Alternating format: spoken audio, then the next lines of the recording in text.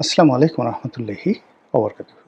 সম্মানিত দর্শক, অবস্থা দৃষ্টি মনে হচ্ছে সারা বাংলাদেশের ক্ষোভ, রাগ, ক্রোধ, ঘৃণা ডক্টর মোহাম্মদ ইউনূসের উপর একেবারে শিলাবৃষ্টি রূপে, বজ্রপাত রূপে বর্ষিত হচ্ছে। তাকে নিয়ে যে সকল আলোচনা হচ্ছে পর্দার আড়ালে, পর্দার সামনে, মিডিয়াতে, ঘরে, বাইরে, ক্ষমতার কেন্দ্রে, তাতে করে মনে হচ্ছে যে তার যে দুনিয়া, সেই দুনিয়া ক্রমশ ছোট হয়ে আসছে। তিনি ক্ষমতায় থাকাকালীন অবস্থায় কি অন্যায় করেছেন গোপনে, কি অন্যায় করেছেন প্রকাশ্যে, সেটা আমরা ইন ডিটেইলস জানি না। বাট যে বিষয়গুলো একেবারে জনসম্মুখে প্রমাণিত, সেটি হলো তার সম্পর্কে সাবেক প্রধানমন্ত্রী শেখ হাসিনা যে মন্দ ধারণা পোষণ করতেন, তিনি আসলে তার চেয়েও মন্দ। এইটা মানুষের জনগণ এখন মুখে মুখে বলছে। ২ নম্বর হলো যে আমরা যারা সাধারণ মানুষ, তার পক্ষে সে ২০০৯ সন থেকে নয়, আমি তো আমার সেই ছোটকাল থেকেই কি বলবো, ৮১-৮২ সন থেকেই উনাকে রীতিমতো পুজো করে আসছি। উনি ছিলেন আমার স্বপ্নের পুরুষ। আমি উনাকে প্রথম দেখি সম্ভবত ১৯৮০ বা ৮১ সনে। উনি আমার নির্বাচনী এলাকাতে গিয়েছিলেন। আমরা তখন স্কুলে পড়ি বা সেই। তো গ্রামীণ ব্যাংকের একটি শাখা উদ্বোধনের জন্য উনি গেলেন ৮০ সনে সম্ভবত, আমার মনে নাই। কিন্তু ওই স্মৃতিটা আমার মনে আছে এবং সেটা নিয়ে আমি একটা অসাধারণ একটা লেখা লিখেছিলাম। উনাকে নিয়ে আমি ২ টো লেখা লিখেছি। একটা 'নয়াদিগন্তে', একটা 'বাংলাদেশ প্রতিদিনে'। তো এই ২ টো লেখা পড়ার পরেই উনি আমাকে টেলিফোন করে ধন্যবাদ জানিয়েছিলেন এবং বলছেন যে, "রনি, আ আপনি আমার সম্পর্কে যা লিখেছেন, আমি নিজেও এরকমভাবে লিখতে পারতাম না। এবং আপনি আমাকে যেভাবে ফুটিয়ে তুলেছেন, আমার গ্রামীণ ব্যাংক, আমার ডক্টরেট ডিগ্রি, আমার সবকিছু, আমার কাছে মনে হচ্ছে যে আসলে আমি এইরকমই।" এভাবে ফুটিয়ে তুলেছেন এবং উনি এই বইগুলো আবার কম্পাইল করেছেন। এই লেখাগুলো আমাদের যারা বিভিন্ন সময় উনার লেখা বা উনার সম্পর্কে যত লেখা আছে, সেই লেখাগুলো কম্পাইল করেছেন। কম্পাইল করে ওর মধ্যে আবার একেবারে শীর্ষ জায়গাতে আমার ওই লেখাগুলো উনি ছাপিয়েছেন। ছাপিয়ে আবার ওই বই আবার আমার কাছে তিনি পাঠিয়ে দিয়েছেন। তো তার যে সেক্রেটারি লামিয়া মোর্শেদ, তো লামিয়া উনার প্রথমে লামিয়া টেলিফোন করতেন। উনি লামিয়ার সঙ্গে আমাকে লামিয়া ওনার সঙ্গে আবার কথা বলিয়ে দিতেন। কিন্তু পরবর্তীতে উনি সরাসরি ডাইরেক্ট ওনার ফোন থেকে আমাকে টেলিফোন করতেন। তো বোঝার চেষ্টা করুন যে তার সঙ্গে আমার কী পরিমাণ সম্পর্ক ছিল ব্যক্তিগতভাবে। তো যার জন্য তিনি যখন এই সরকারের প্রধান হলেন, I was happiest man in the world. ওনার জন্য শেখ হাসিনার সাথে আমার সম্পর্ক খারাপ হয়েছে। ২ নম্বর হলো ওনাকে আমি খুব ভালো জানতাম। আমি মনে প্রাণে চাইতাম যে উনি খুব ভালো করুন। উনি একবার একটা লেখা লিখেছিলেন অনেক আগে, অসাধারণ একটা লেখা লিখেছিলেন। সেই লেখাটা ছিল যে আমি যদি দুর্নীতি দমন কমিশনের চেয়ারম্যান হতাম। তো দুর্নীতি দমন কমিশনের চেয়ারম্যান হলে তিনি কি করতেন, সেই কথাগুলো লিখেছেন। আমি বহুবার সেই লেখাগুলো পড়েছি। আর সেটা দ্বারা তখন থেকে আমার মনে হতো যে না, এরকম মানুষ দুর্নীতি দমন কমিশনের চেয়ারম্যান নন। উনি যদি বাংলাদেশের প্রেসিডেন্ট, বাংলাদেশের প্রধানমন্ত্রী হন, তাহলে দেশ পাল্টে যাবে। তো সেই স্বপ্ন আমি ধারণ করতাম। এমনকি আমি যখন এমপি হলাম, আমি আওয়ামী লীগের এমপি হওয়ার সত্ত্বেও আমার একটা স্বপ্ন ছিল যে এই বাংলাদেশে যদি ডক্টর মোহাম্মদ ইউনূস কোনোদিন প্রধানমন্ত্রী হন, কোনোদিন রাষ্ট্রপতি হন, এই দেশের ব্যাপক পরিবর্তন হবে। আর এমপি হওয়ার আগে তো উনি ছিলেন একেবারে স্বপ্নের রাজপুরুষ। ব্যক্তিগতভাবে তার সঙ্গে আমার কিছু হয়নি টিল নাও। আমি তার দ্বারা ক্ষতিগ্রস্ত হইনি। তার কাছে আমার কোনো কনসিডারেশন নেই, কোনো চাওয়ার নেই, কোনো পাওয়ার নেই। আমার কাছে তার কোনো চাওয়া পাওয়ার নেই। কিন্তু কি হলো, ওই যে যেহেতু তিনি স্বপ্নের পুরুষ, আমি চেয়েছিলাম যে তিনি খুব ভালো করুন। তিনি মাহাথির মোহাম্মদ হন। তিনি বাংলাদেশের অ্যাটলিস্ট এখন যে মালয়েশিয়ার বর্তমান প্রধানমন্ত্রী রয়েছেন আনোয়ার ইব্রাহিম, তিনি তার পর্যায়ে হন। তারপর বারাক ওবামার মতো তার দ্যুতি ছড়িয়ে পড়ুক। বাংলাদেশ খুব বড় কিছু না হোক, কিন্তু গণতন্ত্রায়ন, তারপরে শিক্ষা, এরপরে সংবাদপত্রের স্বাধীনতা, এরপরে গ্লোবাল অ্যাসপেক্টে আমাদের যে মান মর্যাদা, এই জিনিসগুলো বাড়ুক। মানে খুব বেশি তার কাছে চাওয়া ছিল না। আমি চাইতাম উনি ৫ বছর না, উনি আসলে ১০টা বছর থাকুক এবং উনি ক্ষমতায় আসবেন, ৫ বছর ক্ষমতায় থাকবেন। এই ব্যাপারে রাজনৈতিক দলের যে শীর্ষ পর্যায়ের নেতাদের সঙ্গে আমার যতটুকু আলাপ আলোচনা হয়েছে, সেটা ধরেন ২০২১, ২২, ২৩ সনে আমি যাদের সঙ্গে কথা বলেছি, আমি এই একই কথা বলেছি। এটি ইনু সাহেব জানানও না যে আসলে এই মুহূর্তে যদি একটা পালা পরিবর্তন হয়, সরকার প্রধান হওয়ার জন্য ইউনূস সাহেবের বিকল্প বাংলাদেশে কেউ নাই। তো সেখানে তারেক রহমান সাহেব থেকে শুরু করে অন্যান্য যাদের সঙ্গে আলোচনা হয়েছে সবাই বলেছেন যে হ্যাঁ, আপনি ঠিকই বলেছেন। দ্বিতীয় আমি যে কথাটা বলেছি যে আসলে ওনাকে একটা ব্রিদিং টাইম দিতে হবে ৫ বছরের জন্য। আর সেই ব্রিদিং টাইম দেওয়ার কারণ সময়ে উনি যেভাবে দেশটাকে একটা জায়গাতে নিয়ে যাবেন, আর রাজনৈতিক দল হিসেবে আপনারাও এই যে পেইনগুলো আছে বা শেখ হাসিনার জমানাতে আপনারা যেভাবে কাজ করতে না পারার কারণে যে সাংগঠনিক দুর্বলতা দেখা দিয়েছে, এই সাংগঠনিক দুর্বলতাটা ৫ বছরে কাটিয়ে উঠতে পারবেন। ফলে আগামীতে আওয়ামী লীগকে আপনারা রাজনৈতিকভাবে মোকাবেলা করতে পারবেন। এবং বিশ্বাস করেন যে দেশের শীর্ষ যত রাজনৈতিক নেতৃবৃন্দ রয়েছেন, আমি এই কথাগুলো টেলিভিশনে বলেছি, তাদের সঙ্গে টেলিফোনে বলেছি, স্কাইপে বলেছি, তারা সবাই অ্যাগ্রি করেছেন। তাহলে দেখেন উনি যখন ক্ষমতায় এলো, পুরো গ্রাউন্ড ছিল তার পক্ষে 100% তিনি সেই যে পারবেন, ৫ বছর থাকবেন এবং দেশটাকে ভালোভাবে চালাবেন, এরকম একটা অবস্থা ছিল। কিন্তু ৮ তারিখে তিনি যেভাবে দায়িত্ব গ্রহণ করলেন, যেভাবে তিনি এনসিপির ছেলেদের, তার নাতির বয়সী ছেলেদের, যাকে বলা হয় পুতুল হয়ে গেলেন, এবং তিনি যে শিশুসুলভ আচরণ করলেন, এবং তিনি ৩ দিন পরে বাংলাদেশে এলেন, এয়ারপোর্টে যে বক্তব্য দিলেন, যারা তাকে রিসিভ করতে গেল, পুরো জিনিসটি আমার কাছে আসলে মনে হয়েছে যে তিনি ফ্রম দ্য ফার্স্ট ডে ভালো করবেন না। এটা যেমন মনে হয়েছে। দ্বিতীয় আমার আরেকটা আশঙ্কা হয়েছিল। সেটি হলো যে রাজনৈতিক দলের যারা নেতৃবৃন্দ, আপনি চিন্তা করেন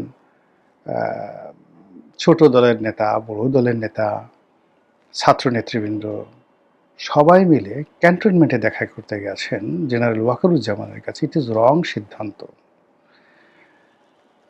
ক্যান্টনমেন্টে যাওয়ার আগে এর কারণ হলো তখন তো ক্যান্টনমেন্ট রাজনৈতিক সহযোগিতা তাদের দরকার। ক্যান্টনমেন্ট দিক না সেনা শাসন, তাতে কিছু আসে যায় না। ক্যান্টনমেন্টে বঙ্গভবনে যাওয়ার কোনো প্রয়োজন ছিল না। রাজনৈতিক দলগুলো বসবে, ছোটরা বড়রা একসাথে বসবে, ঠিক নেপালের বালেন্দ্র সাহাদেবের মতো মানে তারা ঐক্যমত্য হবে। তারপরে শেষে তারা নিজেরা সুশীলা কার্কির মতো কাউকে মনোনীত করবে এবং বলে দেবে যে রাজনৈতিক দলগুলো এতদিনের জন্য আমরা আপনাকে ক্ষমতা দিলাম। ফলে কি হলো, জেনারেল ওয়াকারুজ্জামান, বঙ্গভবন, ছাত্র নেতৃবৃন্দ, রাজনৈতিক নেতৃবৃন্দ, ডক্টর মোহাম্মদ ইউনূস, অনেকগুলো পক্ষ দাঁড়িয়ে গেল, কেউ কারোর সঙ্গে কারো যোগাযোগ নাই। আর এই উপদেষ্টা মণ্ডলীতে জগা খিচুড়ি হয়ে গেল। নাহিদ ইসলামদের মতো মানুষ, হাসনাদের মতো মানুষ তার উপদেষ্টা নিয়োগ দিল।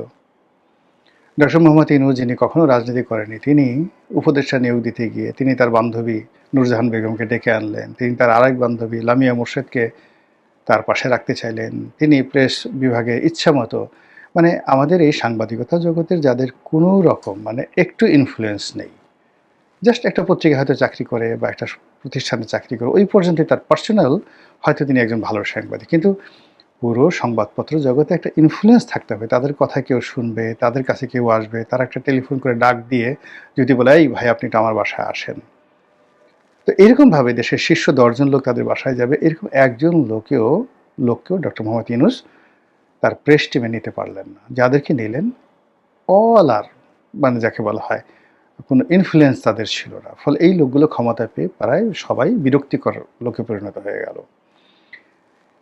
এরপর জামাতের সুপারিশে সেখানে কিছু লোক গেল, আমেরিকার সুপারিশে সেখানে কিছু লোক গেল, তারপর বিএনপির সুপারিশে লোক গেল। একটা জগা খিচুড়ি মার্কা মানে সেই উপদেষ্টা পরিষদ, এবং তার মধ্যে আবার সেই আল ইরিয়াস কমিশন, বদিউল আলম কমিশন, তারপরে শেষে এই দেবপ্রিয় ভট্টাচার্য কমিশন, ইফতেখার সাহেব যিনি ছিলেন ওই যে ট্রান্সপারেন্সি ইন্টারন্যাশনাল, এদেরকে নিয়ে ঠিয়ে একটা হযবরল সব করবে, সংবিধান সংশোধন করবে, এটা করবে ওইটা করবে। আমি ঠিক একেবারে ১ সপ্তাহের মধ্যেই আমি বুঝলাম যে এই ভদ্রলোক পারবে না। যত তাড়াতাড়ি সম্ভব ওনার চলে যাওয়াই বেটার। তো উনি গেলেন না, উনি থাকার চেষ্টা করলেন।